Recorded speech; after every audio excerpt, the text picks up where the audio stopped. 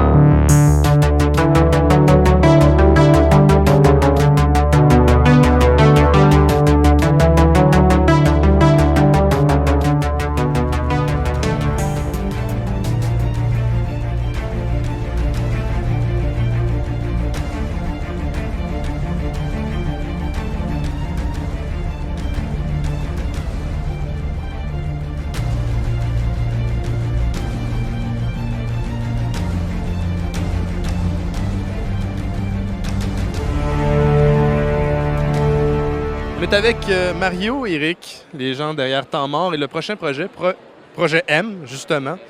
Est-ce que vous pouvez... Là, dans la première série, vous avez fait détruire le monde. C'est quoi qui se passe dans Projet M? En fait, ce qui se passe, c'est que c'est 4 astronautes qui sont en orbite autour de la Terre. C'est une mission test.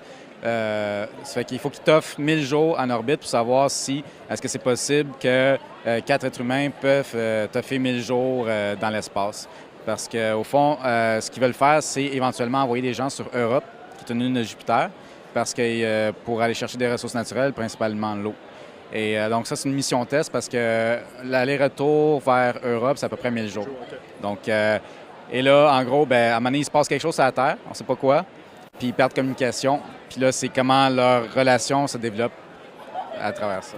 C'est quoi les défis qui entouraient justement la production de Projet M? Parce que là, c'est un décor, tout le monde tripe ce décor, c'est super beau, ça look au bout. Donc, c'était quoi les défis autour de la production? Le budget, on a été financé par le Fonds indépendant de production. Donc, on avait comme quand même un montant X, là, mais évidemment, ce montant-là, il est cool si tu en fais un épisode de cette qualité-là. Avec ce montant-là, nous, on en fait 10, ça dure 1h30. Puis on a une ambition toujours un peu trop démesurée pour ce qu'on veut faire, mais en même temps, comme je disais, on fait de la sci-fi parce qu'on a envie d'en voir comme ça. On n'en a pas au Québec. Puis on sait très bien là, que les gens vont l'attendre avec un bat de baseball, c'est pas bon. Ils vont vraiment nous le reprocher. Puis, fait que ça aussi, c'est un autre côté qui était vraiment tough, c'est de travailler avec cette bonne pression-là, de vouloir faire un bon show, puis de le faire comme on aimerait l'écouter, mais je sais pas, moi, encore là, là, on l'a écouté, j'étais un peu rassuré, mais tout là qu'on le faisait, j'avais tellement peur, hey, s'il faut que les gens y croient pas, là. S'il faut que on filme les décors, là, puis on est obligé de tout tourner en close-up parce qu'ils sont trop laids, t'sais. On n'a jamais fait ça, des décors de même, on s'est lancé là-dedans, puis on s'est dit, on va apprendre, puis on va les faire, on va prendre le temps qu'il faut, mais avec le budget limité qu'on avait, à un moment donné, t'es comme, ouais, on a besoin de ça, ouais, sors la carte de crédit, on était supposé finir le tournage en mars, on a fini de tourner en juin. La construction, le tournage s'est étalé sur 6 mois. On a vécu là, moi et Mario, on était là le soir, on peinturait, on mettait du caulking, on était comme toujours la même équipe, il y a plein de bénévoles qui sont venus, fait que c'était exigeant, mais je sais pas, c'est une grande expérience, puis comme, quand on regarde on regarde nos trucs, j'ai aucune idée si c'est vraiment, vraiment bon, mais genre, quand t'es fier, c'est comme, on a comme réussi à ce niveau-là, Ça va être diffusé où, ça? Sur Internet? Je sais que ZTélé qui est lié au projet. Donc, ça va être sur ztélé.com à partir du 14 novembre. Sur le web, et éventuellement, ça va sortir en long métrage à la télévision sur ZTélé aussi. Okay. Donc, ça va être la même chose qui va être sur le web, va être remonté en un film d'à peu près 1h30. Et aussi sur cabweb.tv, sur l'application mobile, puis les épisodes vont se retrouver là également sur le site web. Fait que c'est une double diffusion, là. En fait, Cabweb était là depuis le début, ils nous ont épaulé pour le dépôt. Puis avec le temps, ZTélé a embarqué là-dedans, puis on est super contents. Fait que un peu aussi en même temps, pas un pied de nez, mais montrer, hey, on peut en faire, puis on est capable d'en faire justement de la sci-fi avec ça. Il n'y avait pas comme un deuxième but non avoué qui était, hey, réveillez-vous, on peut faire de la science-fiction au Québec. La perception, surtout dans les institutions traditionnelles comme la SEDEC, Téléfilm, c'est pas pour critiquer, mais en même temps, c'est normal leur inquiétude de dire de voir qu'à Hollywood, ils ont besoin de 300 millions. Ici, on n'a pas 300 millions, ça fait qu'on ne peut pas faire de la sci-fi, on ne peut pas faire du fantasy. Mais non, il y a une différente approche qu'on peut avoir. Peut-être qu'on ne va pas faire des choses à aussi grand déploiement au niveau de l'action, mais la sci-fi, c'est pas nécessairement de l'action. C'est des thèmes, c'est des situations, c'est des personnages. C'est ça, la sci-fi. On peut faire un drame qui est avant tout humain dans un décor qui est extraordinaire, mais que ce qu'ils vivent, eux autres, c'est des problèmes interrelationnels. Je veux dire, c'est ce qu'on vit, nous autres, au quotidien, mais peut-être un peu exponentiel à cause de la situation qui est extraordinaire. Au prochain projet, est-ce que vous allez être encore dans la web-série ou il y a un long-métrage qui s'en vient? Ou pensez-vous déjà à la prochaine étape? Oui, mais en ce moment, on finit le projet M, là, on est en post-production. D'ailleurs, on lance cette semaine un sociofinancement pour la post-production parce que, évidemment, oui, sur Indiegogo, on a un peu dépassé au niveau de la production. Ça fait que, la réalité du milieu, souvent, c'est que quand on dépasse en production, c'est la post-production qui mange le coup. Puis il y a eu plein d'exemples comme ça. Mars et avril, ça a été ça. C'est ça. Ce qui est arrivé avec Life of Pi, le studio ils ont gagné un Oscar, mais le studio qui a fait les effets, il a fermé. T'sais. Ça fait que c'est souvent ça la post-production qui malheureusement en prend coup. Donc on va faire un socio-financement surtout pour les gens qui travaillent actuellement sur la post-prod.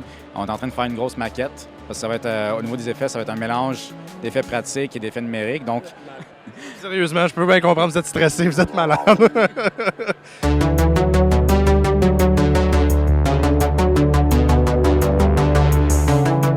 Ghostbusters 2 ou Gremlin 2? Oh, ex aequo. Est-ce qu'il faut vraiment donner une réponse à celui-là? T'es pas obligé.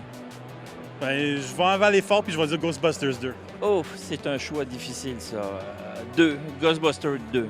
Ah, Ghostbusters 2. Godzilla ou Gamera? Godzilla. Godzilla, je connais pas vraiment l'autre. Godzilla. Godzilla. Godzilla. Ouais, ils sont tough tes questions. On va y aller avec Godzilla. Classique. Godzilla, parce que Gamera, je le connais pas. Une tortue géante. L'Internet ou un chat? Un chat sur Internet. L'Internet. I love my cats. My cats. Internet. Les deux se ressemblent, mais Internet. Nyan Cat sur Internet. Un chat. Un chat. Un chat. L'Internet qui contient tous les chats. C'est une question piège. L'Internet. On est avec Marcus du Camion de Pompier, une petite boutique qui fait dans le... On appelle ça le Art Toy, c'est ça? Oui, des jouets d'art, de collection, jouets designer. Il y a toutes sortes de mots, jouets urbains, urban art toys. C'est qui achète du Art Toys? Est-ce que c'est les jeunes? Est-ce que c'est les plus vieux qui ont plus de moyens? C'est qui achète du Art Toys? Il n'y a pas de moyenne d'âge, puis il n'y a pas de... J'ai pas encore été capable de pinpointer personne de toutes sortes de monde. Je suis un fermier, dans le fond, j'adore ça. Il y a du monde, des designers, toutes sortes de monde, n'importe qui, des jeunes, des vieux. Notre âge moyenne, elle commence de 25 à 45, je te dirais.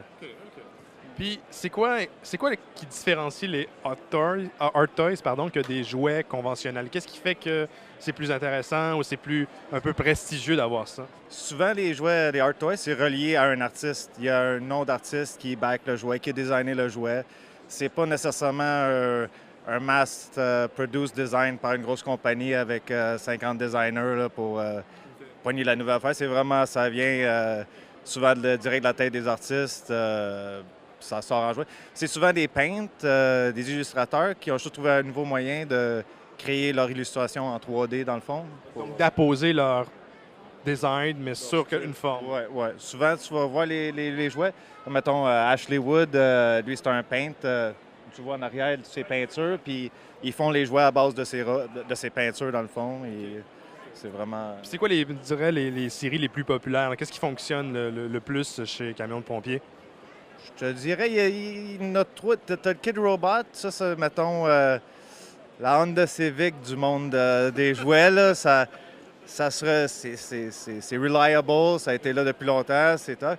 Là, tu as, mettons, la Ashley Wood, comme j'ai mentionné, 3A, ça, c'est, mettons, le Hummer War Machine type thing. Lui, il faisait Zombie versus Robot, c'est ça? Oui. Il a fait des bandes dessinées avec, c'est ça. Puis là, t'as, mettons, plus les Cadillac, Corse, puis des jouets bien clean, le gros dragon en arrière. Donc, ça peut aller de combien à combien à peu près le range de prix?